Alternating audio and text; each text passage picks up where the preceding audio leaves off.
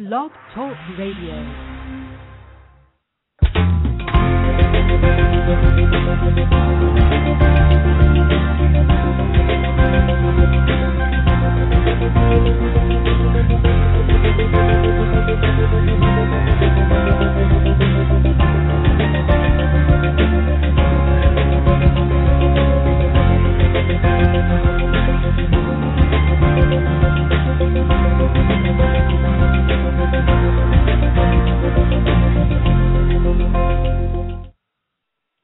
Hi, everyone. Welcome to The Wellness Coach on Blog Talk Radio. I'm your host, Edie Summers, and I am so grateful to have on our show today Erin Cox.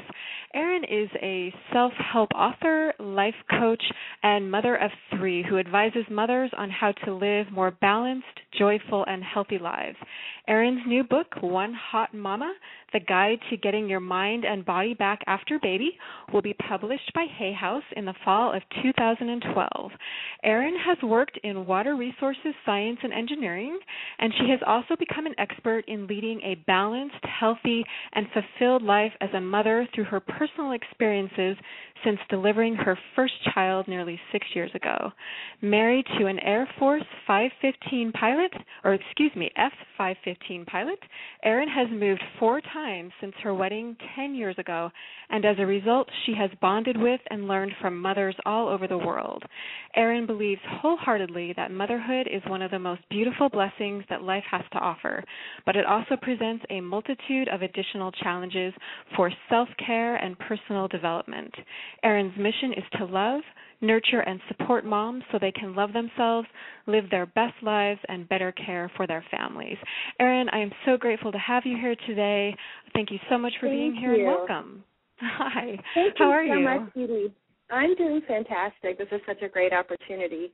And just to elaborate on Edie's really gracious introduction, I just want to say, my experiences living all over the country, married to an Air Force guy, what I realized is when I had my first child that I felt like I was a really put-together person. I felt like, I was overall really happy, organized. I thought I had my priorities all aligned in my life. And becoming a mother just made me realize that there are things that come along in your life that just totally make you question everything. And motherhood was a lot harder than I ever imagined it would be. Not that it's not fantastic. It's the most wonderful thing, but it really makes personal growth a little bit more difficult. And sometimes when you're so busy and you're so consumed by these children, you just start to feel like you're losing yourself. And I saw that, living on military bases and seeing a lot of women who not only gave up themselves for their husband's career oftentimes, but also then this role as a mother. I felt like there were not a lot of resources out there to really encourage and just love and support moms in still living that dream that they have and following their purpose and living a spiritual life and a fulfilling life while raising children. So that's great, Erin. So that's kind of what started my passion for supporting moms, and it's the reason I wrote my book and everything I've been doing in the past few years.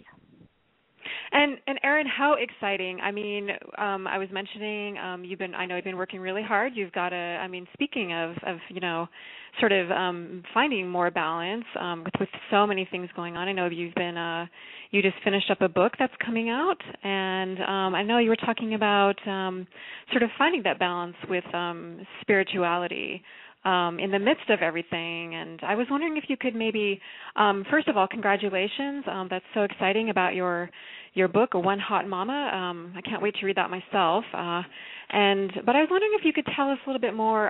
What are some of the ways that moms can keep in touch with their spiritual sides, and also just how did you find your balance again yourself? To sort of help our listeners along here.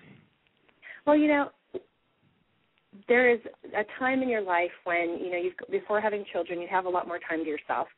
And what I found when I became a mom, I let anything that wasn't absolutely necessary sort of go by the wayside. And for me, exercising was important, socializing was important, but I didn't realize how important my spirituality was to me. And not just in the angle of going to church or religion, but that being centered, and that real relationship with a higher being, whether you call it God, or for me, I really needed to become more centered. And so I had a few things happen that really forced me inward. And what I started doing is waking up before my family. Sometimes it's only 20 minutes. Sometimes on a really good morning, I wake up an hour early, and I take the time to meditate and pray. And, that feeling of being overwhelmed and frazzled can start the moment you wake up. If you wake up with your kids, you're just rushing right away to kind of get the day started, get everybody ready. But I find on those days when I wake up early, I make myself like a really wonderful cup of coffee or a cup of tea. I do some spiritual reading, and I do a little meditation. I probably try to meditate for at least 10 to 15 minutes minimum, and it kind of just leads right into a prayer. And the mornings I get this important aspect of my life in. I feel connected to God. I feel absolutely centered. By the time my kids come running down the stairs, I am honestly feeling like I can handle anything. And on the days when I've stayed up too late writing, or, I'm a little out of balance in my life, I do have those days where, I just feel like I'm like a rag doll, almost just being carried through my day. But a funny story, I've got a sister-in-law who's a very spiritual person, and we were having coffee recently, and I asked her when she felt most beautiful, and, just because I'm always asking moms different questions for my book, trying to gather intelligence, and she's like, I was thinking she's going to say, when I get my hair highlighted, or I get some new lipstick, or something like that, but she said she feels the most beautiful when she's spiritually focused and centered, and when she takes the time for prayer and solitude. And she is a mother of two, and she's about to have her third baby, and she really makes it a priority in her life, too. And she said she feels most beautiful from the inside, more authentic beauty, when she takes the time to get centered every morning. Or for her, I think she does it a few different times throughout the day. And she said that the rest of her life, even her relationship with her husband and the way she mothers her children, just falls into place. And I feel like I experienced something similar, just a sense of calm, and I'm not as reactive. I feel like I'm able to put that space between myself and my reaction when I'm calm and centered. But there are a few different types of meditation I really like to do. Sometimes I just like to do a mindfulness meditation where I just observe my thoughts. I just sit there and basically let thoughts come in my mind and go out, and I try to do some visualization techniques, like imagining my thoughts like they're clouds going through the sky, and they just come in and go out. Sometimes I just do a breathing meditation where literally all I do is focus on my breathing. I love doing some guided meditation, and if anybody wants to contact me, I can give you a few of my favorite guided meditations. If I'm tired or, I just feel like I need a little extra support, a guided meditation is an awesome way to, be able to focus your mind and go through this whole process without getting distracted. Because as a mom, you've got a lot on your mind. Most women do. It's not just moms, really. All of us that are busy, we've got so much going on that our heads, it's hard to get them clear. So, I really am a huge fan of guided meditations. And there are even some iPhone apps now that can lead you through different guided meditations. I've got one that you can say, I've got 5 minutes, 10 minutes, 20 minutes. You can have music or no music. You can just have a voice. It's just really awesome. And so if you do research, I've done a lot of research on meditation for my book, and there are so many health benefits, and it improves your ability to think clearly. It reduces your chances of having heart disease, cholesterol, and it even reduces chronic pain, things like that. So I can't recommend meditation enough. And yoga. Wow. Yoga's the other thing. I really believe yoga kind of in that same venue. It's the type of thing you can get really just hooked to because of the feeling of centeredness and calm after a good yoga class. Whether you do it at home, you have a practice that you follow at home, or you go to I love doing yoga classes because I love that community spirit, or even if it's just a video, I think you get the same levels of relaxation, and you get the oxytocin and the different relaxing hormones being released through your body, and the happiness hormones as well. And isn't that just, what I hear you saying, Erin, is, is that this is, I know that you really specialize in helping women and helping mom in many areas, but part of it is self-care. And I know that this sort of kind of feeds into that, doesn't it? You can't absolutely. you can't really take care of others, and your children and your husband to the best of your ability if you're not taking care of yourself. You count too, and I think this seems to me like this is one of your huge gifts. From what I know of you, is helping moms with this. I can't stress that enough, and thank you, because I feel like I see women, it's kind of our natures oftentimes to take care of people, and sometimes, when you've got a child who's really demanding and you feel like your house has to be up to a certain level, and so you give, and, really you can wear yourself so down that you're not giving your best anymore. And so I think really to live your life most fully, to feel your best, to give your best energy, and to be able to love most freely, you really have to take care of yourself.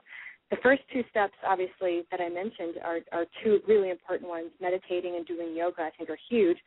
And it doesn't have to be yoga if you want it to be, Pilates or walking, or I think exercise is a huge part of it. But I think one of the first keys, I did not realize how important sleep is until I had kids.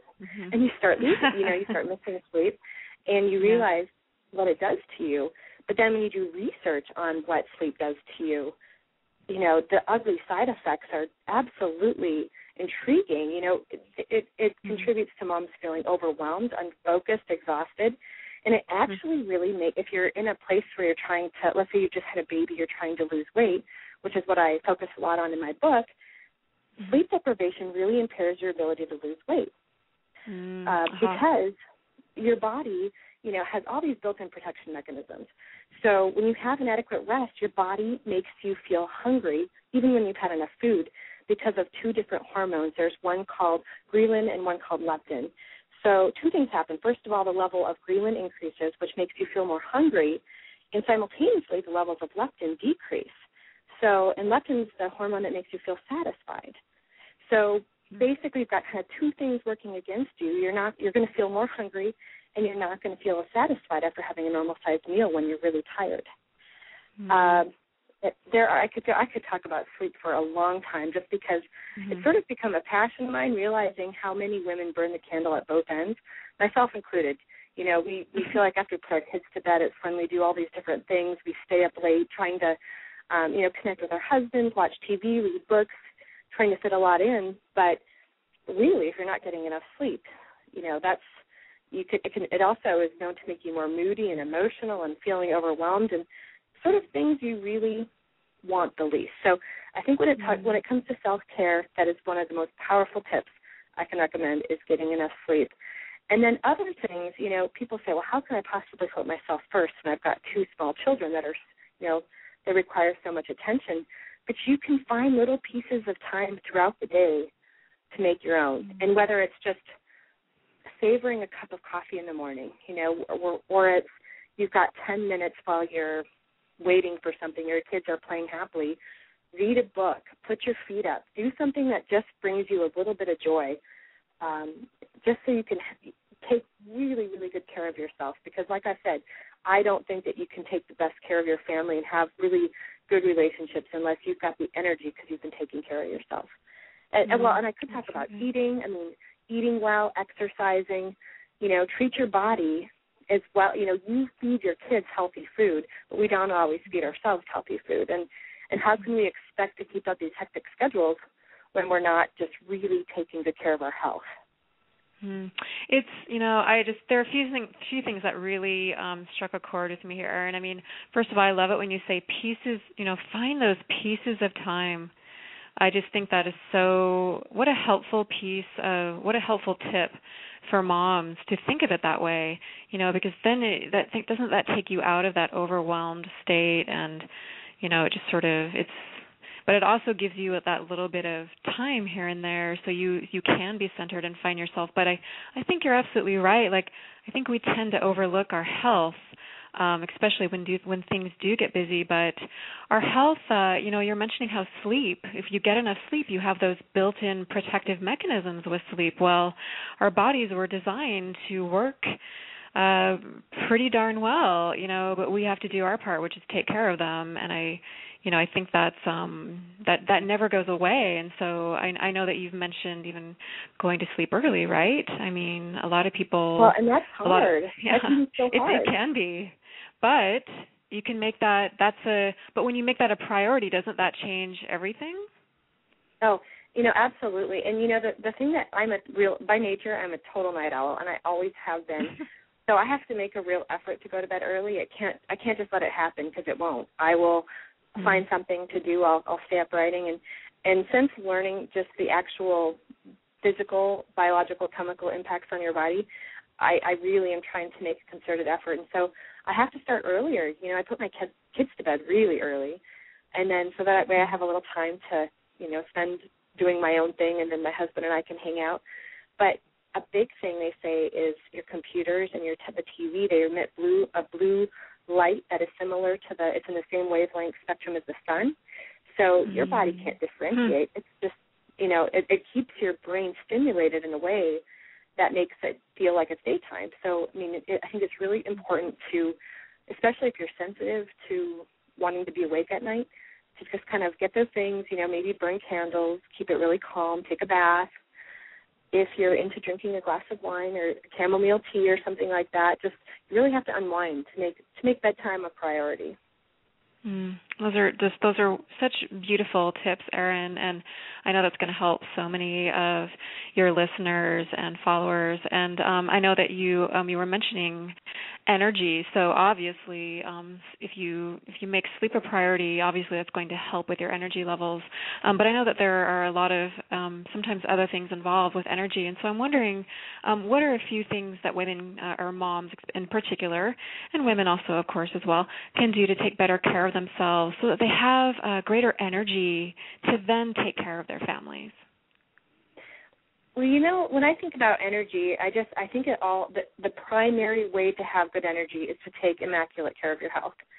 And, one way to do that is to eat really well, whether it's, clean eating, or if you eat as many fruits and vegetables. It's kind of things that we already know to do, but we actually have to do them. And I think a way to make it enjoyable is to eat food that tastes really good. Healthy food doesn't have to taste bad. But another thing I really have started doing in my life is some different supplements and vitamins. I think our immune systems get stressed just, because we do have maybe more anxiety or pressures on our time. And I think just taking some multivitamins, doing research on what your body might need, vitamin D, vitamin C, definitely fish oil, some different things just to keep your immune system really strong and healthy, so that it's a huge part of having a lot of energy. So that getting enough sleep, eating well, and then I think exercising is another really key component of having a lot of energy. Sometimes when you're just kind of feeling blah, you might think, if I have a little chocolate, it'll give me a boost. And maybe it will for a few minutes, but just getting out for a walk and getting some fresh air and getting, a little vitamin D will do wonders for your energy levels. And I find that if I exercise, it's kind of, some people might think it's counterintuitive, but the more you exercise, the more energy you have. There's no doubt about it. The better shape you're in. Absolutely. Yeah, you can keep up with your kids better. You just feel you have that, just that high vibrational energy, because you're absolutely vibrating health and able to, like I said, just keep up with the demands on your day. So I just think exercise has to be a part of your daily routine. And this is, sorry to interrupt there. It's so, the more I learn about exercise, and the more I do it myself, the more I realize how crucial it is. And this is, I think, this is an area I think a lot of, not just moms and not just women, but I think a lot of people get stuck here is, how do you find, so many of us think we have to carve out this time for exercising, whereas really it should be just a part of our lives, but it should be that much of a priority. But I'm wondering, what do you say to moms who are so busy, and especially, if they're working outside of the home, how do we make time for exercise? Because it does help, like you said, sort of create that high vibrational energy without using stimulants. This is something I'm a huge proponent of, is not using stimulants. And there's so many topics we can cover here, Erin. But this is exercise. What are your tips for that? Because this is where a lot of us fall off the boat. Well, I think the first step to making sure you get your exercise in is holding yourself accountable by, this sounds crazy, but actually, even if you don't have a lot on your schedule, actually scheduling it in. Sitting down on Sunday afternoon or Monday morning or whatever it is and thinking to yourself, looking at your busy week and thinking, well, gosh, Monday I have a meeting after work. I might have to go to the gym during my lunch hour. Or, if you've got kids, equip yourself so that you can get out and exercise with your children. Get the double stroller. I invested in a really nice double stroller, one of the best things I've ever done. I just push my kids to the grocery store. They are used to it. They've been doing it since they were little.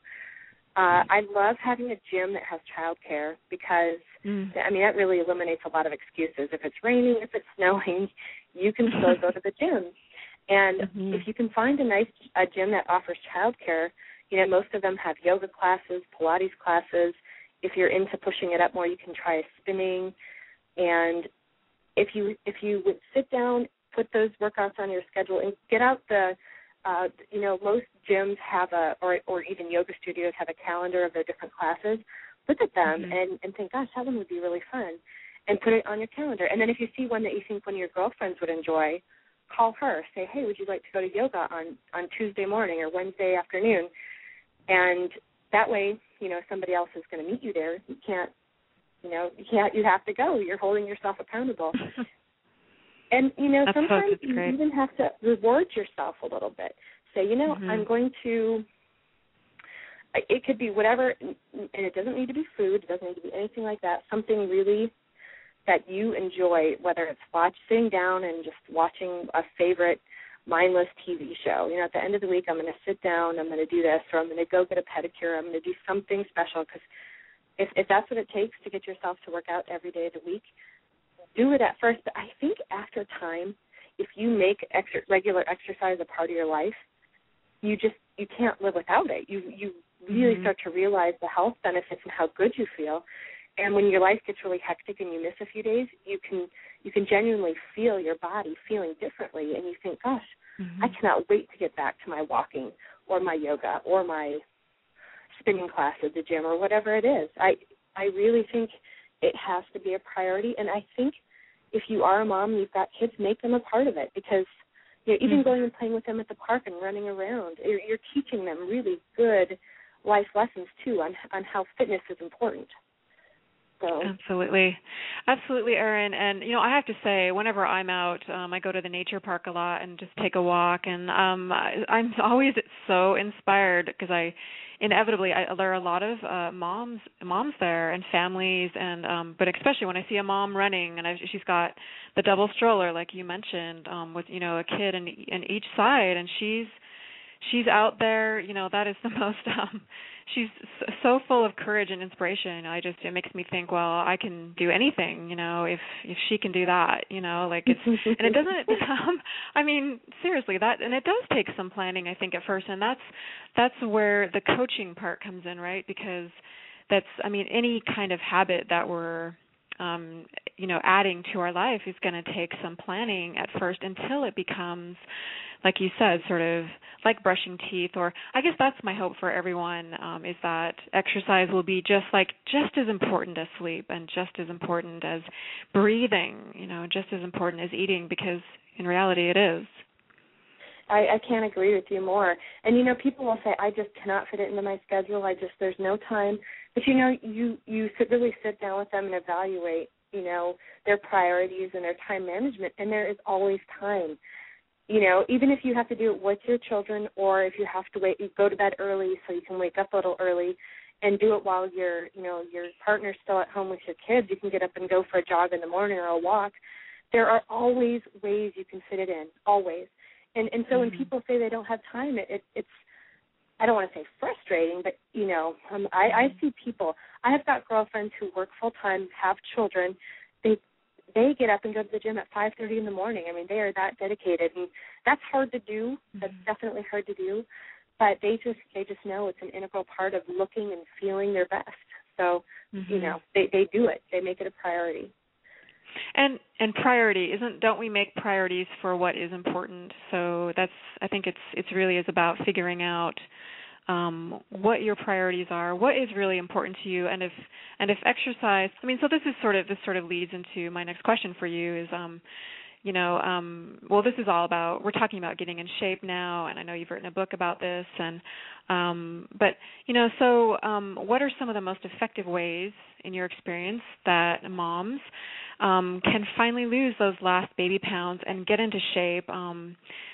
Just sort of to take this a little bit further, and maybe some of your listeners will find some inspiration in this, and then that will help them to realize that this is a priority for them. Well, I'll tell you, when you are ready to lose those last few pounds, you don't feel like you're your best self. You just feel like you're. I can't even describe it, but I know I like to be a healthy, fit person, and after giving birth, your body just goes through such a major change that.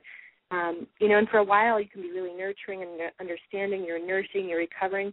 Then you get to this point where you're like, you know what, this isn't me. I really want to get back down to that place where I just feel vibrant and thin, and I feel like I can, wear a swimsuit at the beach or, whatever it might be. And that's when you have to do something a little different. I honestly think that's when you have to be immaculate with your sleeping. You need to really watch what you're eating. And I'm not a big fan of counting calories or being on diets. I don't think they're sustainable. But, you do have to eat well. You have to eat really well. You have to eat fresh food, healthy food, stuff that just gives you energy and brings you life. And if you really want to lose the weight, you're going to have to cut out any fast food, food that really is processed, sugar. Oh, my goodness. Research on sugar just really indicates the multitude of problems. It causes inflammation and just all kinds of things. It makes it really a lot harder to lose weight if you're eating a lot of sugar. Absolutely. And then, for me, the things that I've done to really lose those last few pounds is I've trained for something.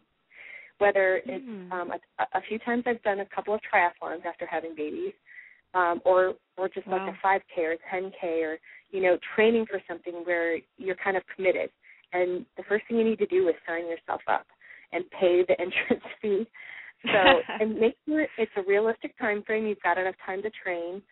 Don't sign up for half marathon if you're not a runner and it's in 10 weeks. That would be a horrible thing to do to yourself. Do something realistic. Go sign up for a bike tour. And the other thing I did that really worked for me when I was just wanting to really get in shape, I just had this desire, I actually hired a personal trainer. And that, I think I did a 10-week plan, and it was hard. What the trainer does is they push you in a way that you don't push yourself.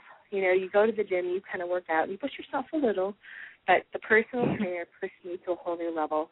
Or you can do one-on-one Pilates classes or yoga classes where you've got somebody right there with you kind of pushing you and helping you through it. I'm just a big fan of coaching and using experts in their field to help push you to the next level. Oh, I couldn't agree more, Erin. And that's what you're doing. This is what one of the expert hats that you wear is being a coach. And this is it's such an exciting field, I think, and I know you're absolutely right. There is another level that you can take your life to when you do work with a coach, and I think anyone can benefit from it. And I love there's so many things that you said that I loved.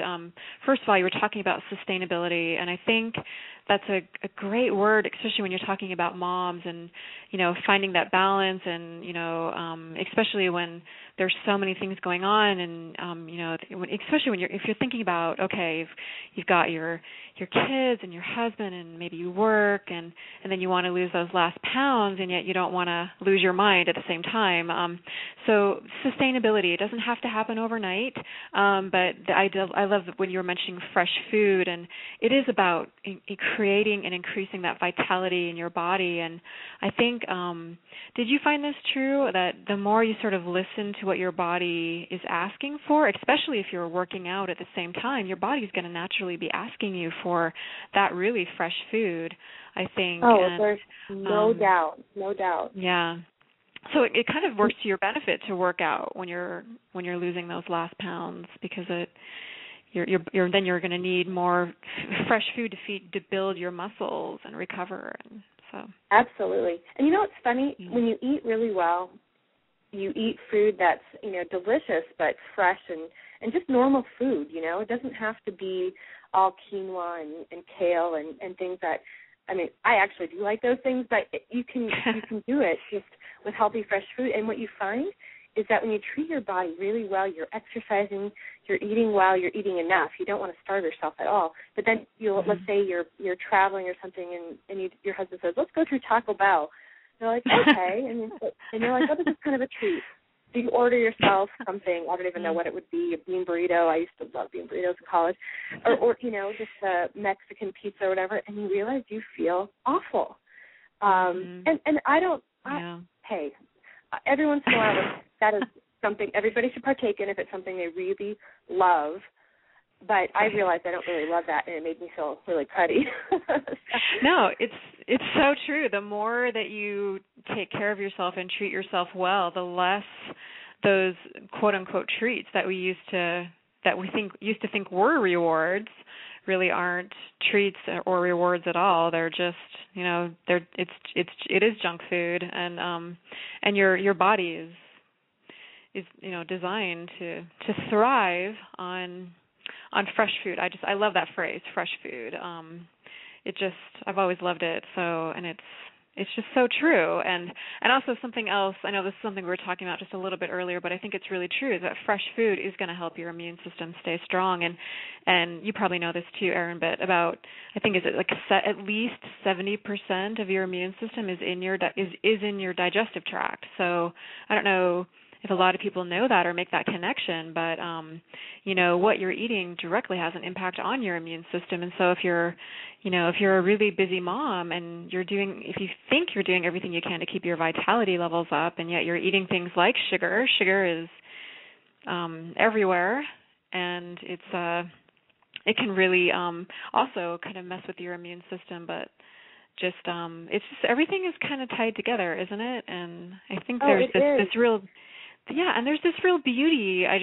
I remember reading on your website, one of the first things you said on there, I can't remember which page it's on, but you said something like, is there something beautiful inside of you that wants to come out? You have to tell me the exact phrase, but I was really struck by that, because I think that everything that we're talking about here today for moms and for women is about, there's something beautiful, isn't there, about that wants to be expressed absolutely. By women and by moms, and this is, and it's hard. This is it. I think this is how you get there. I think a lot of women feel frustrated, like, I know there's something beautiful inside of me that I need to express, but I don't know what it is, and I don't know how to get there, and then they get almost anxious about it.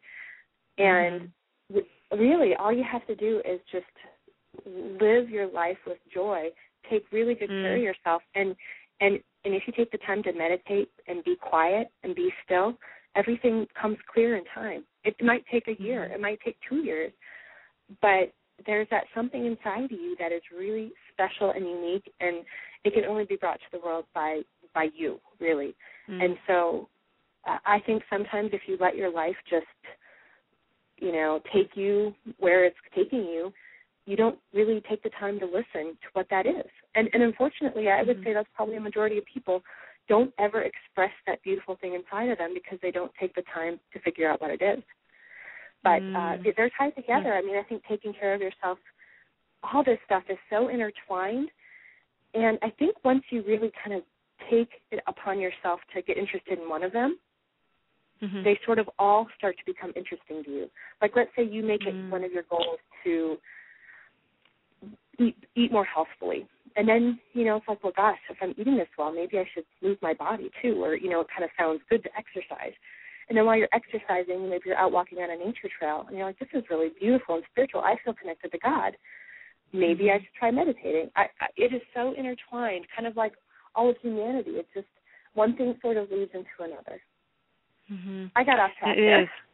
No, not at all. No, there is no such thing. And this is what I love, though, and this is where I love where conversations can go. And I think this is it right here. Exactly what we're talking about is we're in a really busy society, aren't we?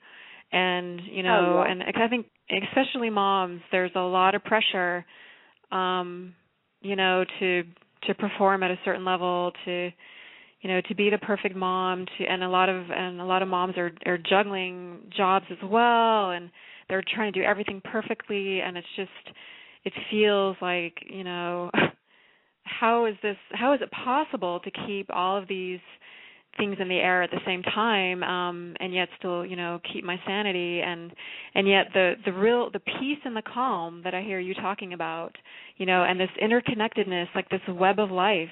It's, everything is connected, and the more we start to realize that, and the more I think we relax into that, which is what so much of self-care is about, is slowing down, and no matter what you have going on, slowing down and sort of relaxing back into that web a little bit, everything, doesn't it, like whenever we give priority, whatever is the most important to us, and we give our attention to that, doesn't that everything sort of end up working out anyway? Oh, definitely. Actually, it's funny you say that, because it's a powerful exercise that I have done in my life. One of my friends said that she did this with a financial planner, which I thought was really interesting. But sitting down and writing down different things in your life that take up your time, and then numbering them in order of priority. Let's say it's 10 things. And number one might be your relationship with God, or your relationship with your husband, or your relationship with your partner, or your children. They're usually the top ones, and then, your health. I mean, really, you can't do anything else in life if you don't have your health. So you number all these things, and then you number where you spend your time. And you find you might be spending your time in a way that does not align with your priorities at all. And I think that's what causes a lot of dissatisfaction in life. That's a great way of putting that. It's really important, I think, for moms and for women and for all of us really to slow down and take the time and let's make that list. You might be thinking to yourself, oh no, another list, but this is a pretty important one, right? Because this could change the game for you. What is really important to you? What are your main priorities, and how would you like to see, your life bloom in that way? Excuse me. And, that's, I can't, of all the things that we can do, I just think that sort of getting in touch with, I know that this is really true in coaching, with whenever we're, trying to accomplish a goal, whatever that goal may be, whether it's losing those last pounds or getting more energy or figuring out a way to find those pieces of time so that we can be better moms and better partners. You have to, at one point, figure out what your highest ideals are. And we're talking about priorities, but another way to put it is ideals, right? Like, what are your highest ideals? You mentioned God and your husband and your partner, your family, your health. I mean, those can be ideals for people. So that's a great place to start. And I think we have so much going on sometimes that we overlook the most obvious things that are right in front of us that are the most important to us. So there's just too much going on. Well, and a big part of it is getting clear, becoming clear. When you're so busy and when there is so much going on, I think that people say, I'd like to set goals, I'd like to have different things, but they're not really clear as to what that is. And I think, before you can start moving in that direction, this is basically what I saw as what you were saying. You have to become really clear as to what you want in your life. What are your priorities? What is my passion? What am I going to, and then figure out the steps that you need to take to get there. If your health is a priority, but you eat really processed, junky food and you don't exercise, you're not living in alignment with your highest self. You're sort of living a dichotomy. I think that leaves people feeling a sense of just discontent, overwhelming discontent. That's a great way of saying that, overwhelming discontent, whereas in reality, we're built to feel joy, as you were mentioning, and to feel happiness. And it's not as everybody thinks, oh, it's so challenging to change, but it's really not. It's really, really subtle things that make a huge difference. Focus on fresh food as opposed to processed food, for instance. Just focus on that just for a little bit and see what happens. And I know that, Erin, I know you have a lot of advice for mothers, and I was wondering, since we're kind of getting into maybe talking a little bit about happiness here, what advice would you have to help mothers feel happier every day with all that they have going on? Well, I honestly think that happiness has to become a habit. It's a shift in your perception. It's a shift in how you perceive the world, and you have to practice it. And, like you said, it can start with little steps, but the first step to happiness is to feel really good. It's hard to feel happy when you're exhausted, you feel run down, you're overwhelmed. And so, like I said, I think you have to take really good care of yourself. We've already talked about that. But I also think organizing your life is a big part of feeling happy, and that sounds crazy. And I'm not saying obsessive organization or anything like that, but if your life is out of control, genuinely, it's going to leave you feeling stressed out. If you can do little things to organize your life, as a mom, you're taking care of more people than just yourself. Organizing yourself, your schedule, just being more organized, honestly, can lead to such a sense of peacefulness and happiness. So it just takes a little more effort. And, being a mom definitely will bring you the highest highs you can have in your life, but also can bring you some lower lows. It's difficult. It's draining. You're always giving. And so you just have to really, take the time to take really good care of yourself. But one of the things that I think children do so well, and if you have kids in your life, whether they're your own or your nieces or nephews, or children are so good at being present in the moment. Mm-hmm. And I'm sure many people on this call, if they're interested in this type of thing, they've maybe read The Power of Now or some of Eckhart Tolle's work where he really talks about just living your life in the moment. And what I see a lot of women doing, in particular mothers, is getting totally stuck in their head. And I think it's one of the leading causes of unhappiness. They're continually stewing about all they have to do or what somebody said or, their mind is just continually turning. And if you just observe a child, they are living 100% in the moment.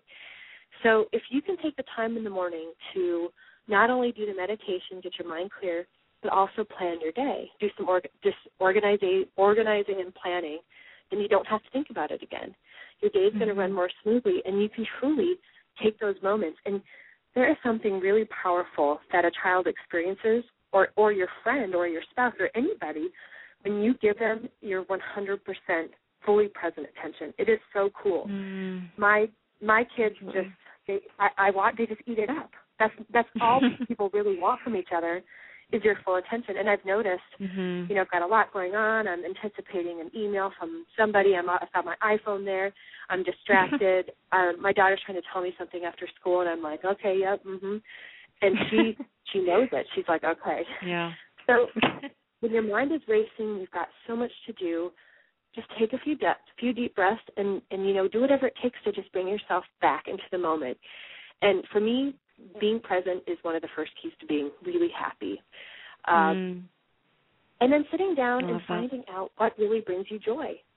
Some people, I don't even think they realize what does bring me joy. And you can find joy. I think they're expecting it to be something so big. Oh, gosh, if I had this house down the street that is 1,000 square feet bigger, I think I would be so much happier. Well, really think about that. What really would bring you joy? If it's a different job or if some people think if they were 10 pounds lighter, that would make them happy. Well, and, then they need to take steps towards moving toward that. But you have everything that you need to be happy right now. And, you realize that when you see people suffering in terrible conditions or people who suffered terrible, debilitating accidents, and they're still happy.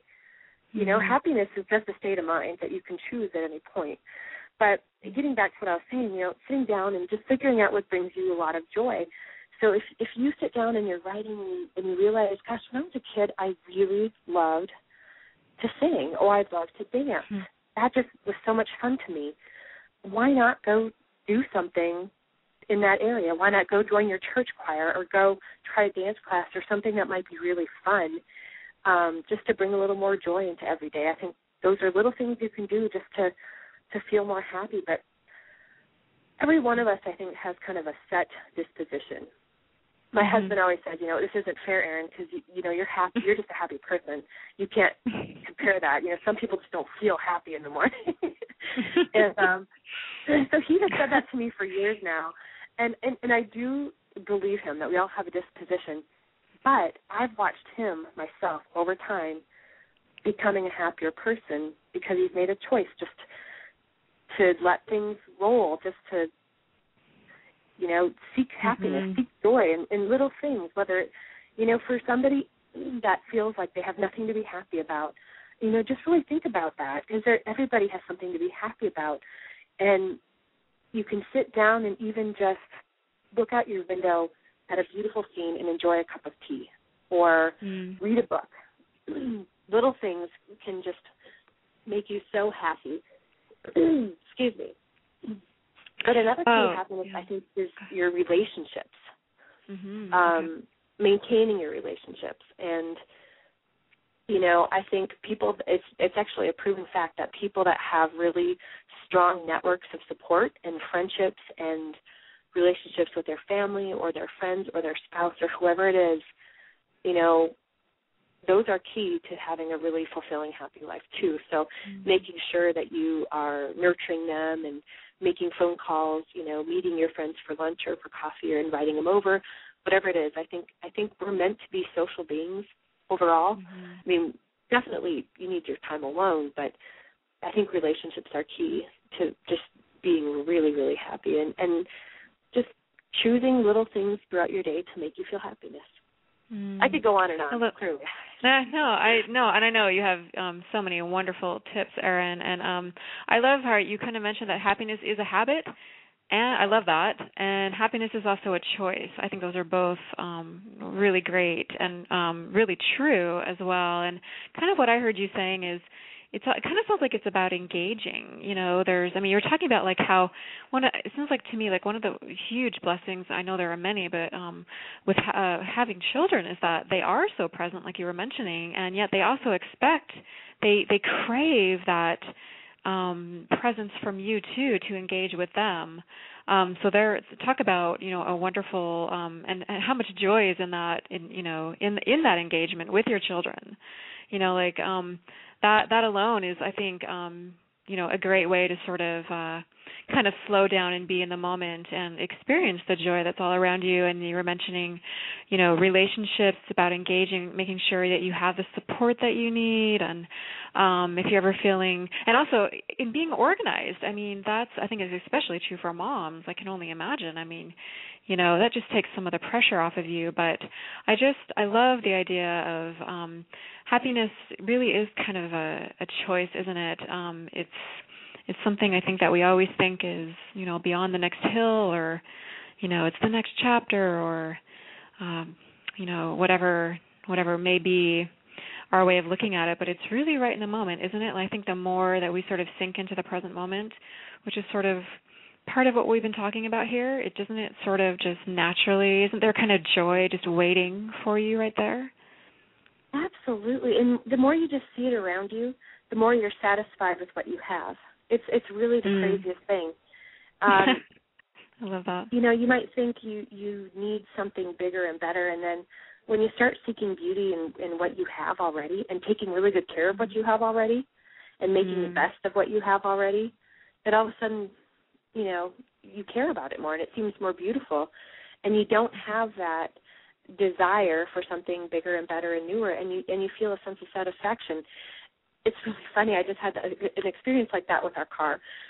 My husband and I, we bought 2 nice cars a long time ago when we both worked full time, and money wasn't an issue, and now my car is getting pretty old, and it's still a very nice car though, but it's old, and so there's a part of me thinking, gosh, I should really get a new car. it's time, and then one of my girlfriends just got a beautiful new car, and I wrote it. I was like, this is so nice. And I was like, that's not how I should be spending my money right now. My car is actually a great car still. So I went and I washed it, and I vacuumed it, and I cleaned out the 5 pounds of Cheerios and crackers, and washed the car seat to put them all back in. And I was like, oh my gosh, my car is great. And honestly, I have zero desire for a new car anymore. I'm satisfied with what I have. Such a small example, but that's perfect. There's nothing wrong with wanting a new car or wanting better clothes or dressing beautifully or liking nice things. There's nothing wrong with it. But when it consumes you, or it's all you think about, or you feel unhappy for not having them, that's when it's a problem.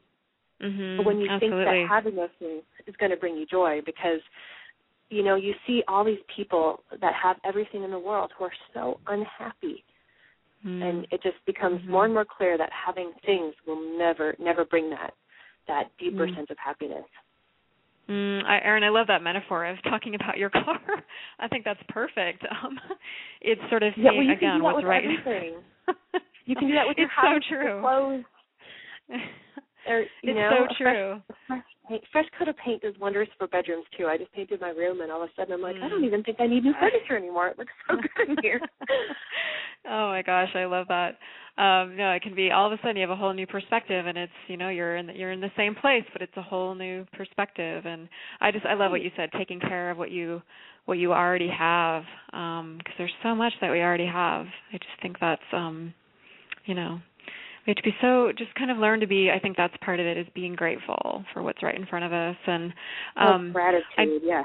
Gratitude, and just presence, and I know that this is, there's so much we can talk about, and I definitely want to let listeners know about your work, Erin. Since we only have a few minutes left here, I was going to ask you, maybe just really quickly, but maybe this is tied in with your website and your book that's coming up. How can moms get inspired and feel empowered to live their purpose and follow their dreams with all the other demands they have on their time and energy? We've kind of touched on this a little bit, but I also think this is related to the work that you do as a coach and a writer and a speaker. And so I was wondering if you could maybe address that for us a little bit, and also maybe tell us about the work that you do and your book that's coming out and how people can contact you. Sure, absolutely.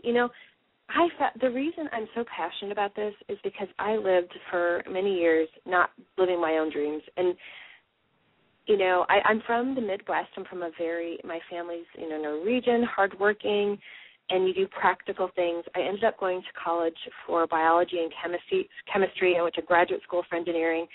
I got a safe job in a consulting firm, and I enjoyed it. Don't get me wrong. That was a part of my process. I needed to do that. I've gained awesome experience doing that.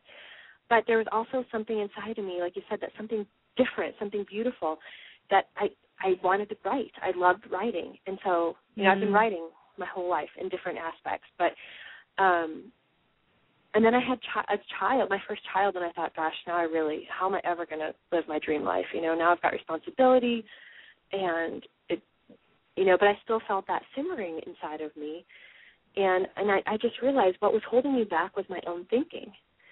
And really, you can make a number of excuses as to why you can't achieve your dreams, and motherhood is a darn good excuse in some respects. It's just harder, and you've got the time factor and a lot of different things, but nothing can hold you back. You look at moms that accomplish phenomenal things, and you realize, if anything, you should be empowered. Should be empowered to do everything you've ever dreamed of and more. And there's a time for everything. I think another thing that moms need to realize is that our lives have seasons, and so when you've got a brand new baby, it might not be the time for you to follow your acting career dream. It might be time for you to do something a couple times a week. You have to start with where you are, and then you can build upon that. And I think another thing that holds so many women back, I know it held me back, is fear. It's a huge blockade for so many of us. it's fear that prevents us from living our lives to the fullest. And so the goal is to recognize what our fears are and then neutralize them, and then we have the power to move forward. Really, it's hard to put yourself out there. Like, if your dream is to be a writer, I mean, this is my thing. I just submitted my book to my editor, my entire book, and when I sent it, I felt this anxiety, like, what if he hates it? And I think this is human nature. And then when she actually called me, she's like, it's wonderful. I was like, well, really? I almost didn't believe it. I'm like, are you sure? Because I had that fear inside of me that it's a vulnerable place to be, to put yourself out there. But if you've got something inside of you, and I feel like people's dreams are those little things that pop into your head. It's almost God talking to you, and it repeats itself. You hear it. Maybe your dream is to work with children in some respect, even if you have your own, but to help children, or maybe it's to coach people, or maybe whatever it is. It's just that thing that you think about a lot, And the thing that if you had an extra hour to spend, you'd want to spend researching it or doing it. And so I just think, if any of you guys have watched Oprah, I love Oprah. He had a woman on her show named Kara Treads. Kara was a guest on her show who was from Zimbabwe, and she grew up in just a situation that is unimaginable for most of us, just poverty, and in a culture that didn't value women at all. They weren't allowed to attend school. But her dream was, to move to the United States and to live a better life and to show that women are intelligent. And so she wrote it on a piece of paper and hid it under a rock. And so somehow, I don't remember the entire story, but she met an employee of Heifer International. It's a group I really think is fantastic. And she somehow made her way to the United States. She actually had an abusive husband who was deported finally. And this single mother, I believe she had like I'm pretty sure it was 5 children. She ended up she didn't have any formal education, but somehow she was able to get her GED in a not her native language, go to college, got her master's degree, and finally got her PhD. So when I see this woman overcoming adversity that I can't even imagine, she pops into my head whenever I think I can't do it, because if she can do it, any of us can do it, really. So, like we were talking about earlier, getting clear onto that, what our dream life is, and then, if there's a process that I walk people through to get clear on what their dreams are, I'd be happy to talk about that further. I know we're about to run out of time, but then you really have to set goals, and you have to break those bigger dreams down into really small steps. When you're a mom, don't set an unattainable goal for yourself. Have it be small. Have it be spend half an hour researching graduate schools, or find somebody I could talk to about this. Whatever it is, that you're moving in that direction. And so I'm just passionate about all this stuff. I could talk for hours. I love it. What I do is, at the moment, I have I write 3 times a day in my blog, or 3 times a week. Monday, Wednesday, Friday. That would be really impressive. 3 times a week at herinspiredlife.com. And I'm also in the process of developing a new website, Erin Cox, ERINCOX.com. That should be up and running within a month. And I do coaching on a one-on-one basis. What I'm going to start doing in a few months is developing online courses that can be done alone, or they can incorporate coaching from me. And I'm also trying to work to develop a team of women to coach on different aspects of everything that my book covers. So the book, One Hot Mama, The Guide to Getting Your Mind and Body Back After Baby, that will be my first book coming out in October. I will be going on a book tour, and I'm hoping to get up to Portland, Edie, so I can see you there. And I'm going to hit all the major cities. That's so fabulous, Erin. So, Thank you so much. It's just so exciting. It's so exciting, and I just want to thank you. I know we're out of time. I just want to thank you so much for sharing your gifts with us today. And I know that you were mentioning your website, herinspiredlife.com. that's on the show page here, if people wanted to contact you, is that a good way to do it? That's a great place because it has a link to my email. You can find my Okay. Facebook page, Her Inspired Life, or you can go to facebook.com/Erin Elizabeth Cox or Her Inspired Life. And I believe, I don't know if I've got a phone number there, but if somebody would like to talk to me or is interested in coaching or anything, there's an email form on the Contact Me part of my website. That's a great place to start.